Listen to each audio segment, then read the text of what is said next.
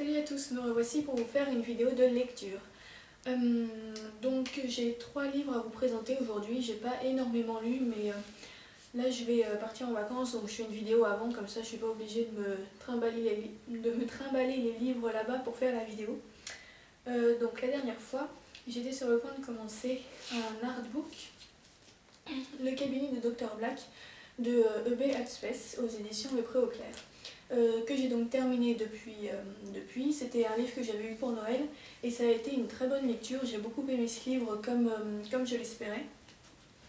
Donc c'est un artbook qui est, je dirais, pas trop pour la jeunesse parce qu'en fait au départ il y a toute une petite histoire, il y a une sorte de mini-roman au début.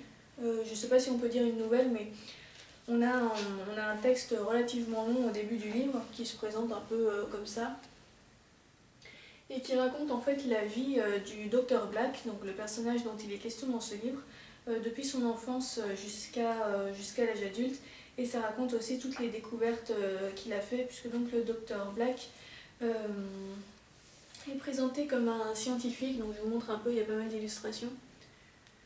Donc le Dr Black est présenté comme un scientifique qui était médecin à la base, un très brillant médecin, un chirurgien, mais qui ensuite a commencé à s'intéresser à la cryptozoologie et à affirmer que toutes les bêtes mythologiques comme les harpies, les centaures, les dragons, etc. avaient vraiment existé et que certains même existaient toujours.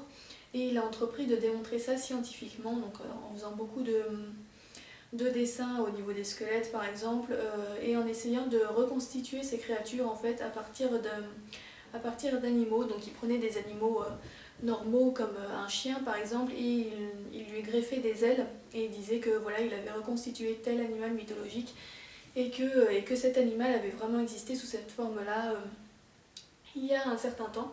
Donc voilà, c'était un scientifique qui était obsédé par ça, par ce désir de recréer des animaux mythologiques, qui était un petit peu fou, enfin qui devient fou en tout cas sur la fin de sa vie, et on suit vraiment toute cette évolution psychologique à travers son histoire dans le texte du début du livre. Donc on voit au début c'est un jeune homme très brillant qui est promis un grand avenir de médecin, etc. Et on le voit vraiment qui sombre petit à petit dans la folie et qui part dans des recherches complètement ignobles parfois, puisque il était tellement obsédé par son travail qu'il n'hésitait pas à sacrifier des êtres humains, à sacrifier tout ce qu'il aimait, même sa propre famille, pour parvenir à ses fins. Donc voilà, c'est une histoire qui est assez sombre, qui est très torturée, qui est très malsaine par instant. Moi, il y a vraiment un passage en particulier qui m'a mis très mal à l'aise, qui était vraiment très cruel, assez horrible.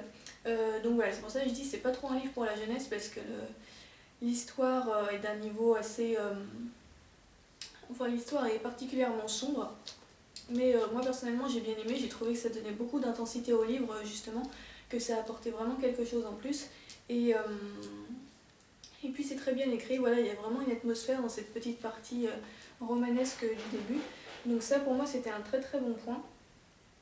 Je vous montre aussi, donc là on voit des dessins qu'il faisait à l'époque où il étudiait les sciences, donc voilà, il s'intéressait beaucoup... il s'est beaucoup intéressé à pas mal d'animaux également.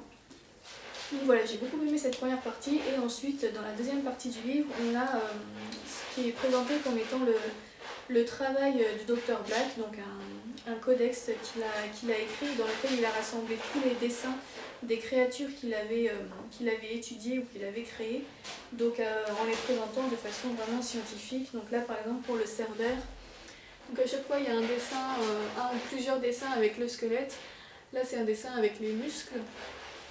Et à chaque fois il y a plusieurs pages comme ça, plusieurs planches qui sont légendées. On voit l'animal sous différents angles. Donc là on le voit de dos, encore une fois avec le squelette et la partie sur les muscles.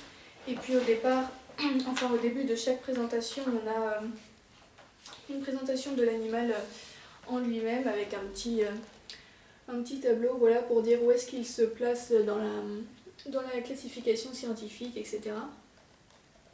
Donc voilà, c'est vraiment présenté comme une sorte d'encyclopédie des sciences naturelles, mais sur les créatures mythologiques. Et donc j'ai beaucoup aimé également parce que les dessins sont vraiment très beaux. Ils sont extrêmement précis, chaque os est dessiné et légendé. Donc voilà, moi je m'amusais en fait à regarder les légendes des différents zoos et à les apprendre, et ensuite sur le dessin suivant j'essayais de les réciter par cœur, voilà, pour apprendre les noms des zoos. Enfin, ça, j'aimais bien. Donc voilà, c'était très sympathique à lire. Après c'est sûr qu'au bout d'un moment ça devient un petit peu répétitif parce que c'est toujours la même chose, même si les créatures changent à chaque fois. À chaque fois en gros on a un animal, puis son squelette, ses muscles sous différents angles, puis on a un autre animal, puis son squelette et ses muscles, et voilà. Et c'est vrai qu'au bout d'un moment c'est un peu répétitif. Après je pense que c'est un livre que j'aurais adoré avoir quand j'étais un petit peu plus jeune parce que j'aimais beaucoup, enfin je passais beaucoup de temps à lire des livres comme ça, à les regarder, à les re-regarder, à les re-regarder. Là aujourd'hui ça m'a un petit peu passé cette façon de revenir 50 fois sur un même livre. Mais en tout cas j'ai beaucoup aimé cette lecture, c'est sûr que c'est un livre que je garderai dans ma bibliothèque. Probablement que j'y retournerai un jour, peut-être pas forcément tout de suite, mais je pense que c'est un livre que j'aimerais bien feuilleter de temps en temps. Et voilà, un très bel ouvrage qui ne m'a pas déçu. Ensuite, j'ai lu une bande dessinée, donc toujours dans la série que j'ai commencé cette année, donc Carthago. Alors cette fois-ci, c'est de Christophe Beck et Milan Jovanovic. Donc Eric et Nino, je ne sais pas ce qu'il est devenu, mais en tout cas, il n'est pas dans ce tome-là. Donc voilà, ici c'est le tome 3 qui s'intitule Le monstre de Djibouti. Et j'aime beaucoup cette couverture, je pense que c'est ma préférée parmi les 4 tomes qui sont sortis. Là, j'aime beaucoup le dessin du requin. Donc voilà, j'ai bien aimé ce tome 3. Le tome 2, je l'avais trouvé un petit peu confus par moments, je trouvais que ça partait un peu trop dans tous les sens. Là je trouve que ça redevient plus cohérent dans le tome 3 et il y a une histoire vraiment intéressante qui commence à se mettre en place, à laquelle je ne m'attendais pas du tout. Et j'ai l'impression que ce tome 3 en fait marque la fin de la première partie de l'histoire, comme si c'était un peu, comme si les 3 premiers tomes formaient un peu le préquel, et que à partir du tome 4 on va rentrer dans une nouvelle phase de l'histoire. Et enfin, en tout cas, ça s'annonce vraiment très intéressant. J'ai bien aimé l'idée qui commence à être exploitée dans ce tome 3. Donc voilà, c'est une série qui me plaît toujours bien. Donc encore une fois, j'accroche pas au personnage, mais bon, ça, l'histoire à côté est suffisamment intéressante pour que ça me plaise bien quand même. Et puis voilà, j'ai assez hâte de voir comment ça va se développer tout ça. Donc, je vous remontre une petite image. Ah non, peut-être pas celle-là parce qu'il y a un spoil dessus. Donc vous n'allez pas être content. Alors que je vous montre une image, il n'y a pas de spoil. Oui, voilà, c'est une histoire qui s'annonce vraiment intéressante et assez originale, je trouve, par rapport à ce que j'avais lu jusque-là.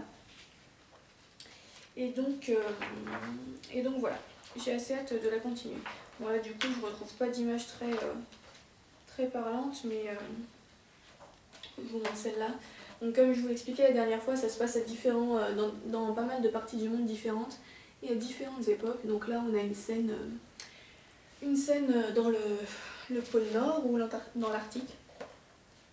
Donc voilà. Un 3e tome qui m'a bien plu et donc j'achèterai bientôt le tome 4 et ensuite je pense que je commencerai une autre série avant de partir sur la série parallèle Carthago Adventures. Je pense que je lirai un petit peu autre chose et je vais pas lire Carthago Adventures directement après celle-là, mais voilà, en tout cas il y a le tome 4 qui va arriver bientôt. Et donc en ce moment je suis en train de lire Le Don du Loup de Anne Rice, qui est l'un des 2 livres que j'ai reçus dans mon swap avec Lily Bookin. Donc voilà, je l'ai tout de suite commencé parce qu'il me faisait assez envie. J'en suis à la page 246 sur 600. Donc j'ai quand même assez bien avancé parce que là en ce moment je lis plutôt lentement. Mais je suis assez contente de mon rythme sur ce livre-là pour l'instant. Donc Le Don du Loup, c'est l'histoire d'un jeune journaliste, donc ça se passe de nos jours. Donc un jeune journaliste aux États-Unis qui va être chargé d'écrire un article sur une sorte de manoir qui est vendu par sa propriétaire et qui est un endroit très spectaculaire, donc il mérite qu'on lui fasse un article à lui seul. Et quand il va aller dans ce manoir pour le visiter avec la propriétaire, il va y avoir une petite aventure entre deux, ils vont coucher ensemble et la nuit même, il y a une sorte de bête sauvage qui va pénétrer dans la maison et qui va mordre Reuben, donc c'est le nom du héros journaliste. Et à partir de là, Robin va découvrir qu'il il se transforme en loup-garou. Donc voilà un petit peu le pitch de l'histoire. Alors le début de ma lecture a été un petit peu laborieux. Au départ, j'ai eu un peu peur parce qu'il y avait énormément de descriptions que je trouvais pas forcément utiles. J'accrochais pas beaucoup avec le héros et voilà, je trouvais que ça... Enfin voilà, j'arrivais pas à accrocher au début de l'histoire. Là par contre, depuis quelques chapitres, je trouve que ça devient plus intéressant, qu'on arrive dans quelque chose d'un petit peu plus profond. Et j'ai pris pas mal de plaisir sur les derniers chapitres que j'ai lus, donc j'espère que ça va continuer, que l'histoire va aller en s'améliorant. Et donc ben voilà, du coup je vais continuer à le lire et je vous en reparlerai la prochaine fois. Donc voilà pour mes lectures actuelles. Ben voilà. Alors, 10 minutes 49. J'espère que vous avez de votre côté de bonnes lectures. Je vous souhaite également de bonnes vacances. Peut-être qu'il y en a certains d'entre vous qui étaient déjà en vacances, puisque j'ai compris en fait seulement il n'y a pas longtemps que pour les scolaires, les vacances avaient commencé avant, alors que pour les universités, c'est seulement aujourd'hui. Donc voilà, bonnes vacances, bonne lecture, et puis je vous retrouve très bientôt pour une nouvelle vidéo. Salut!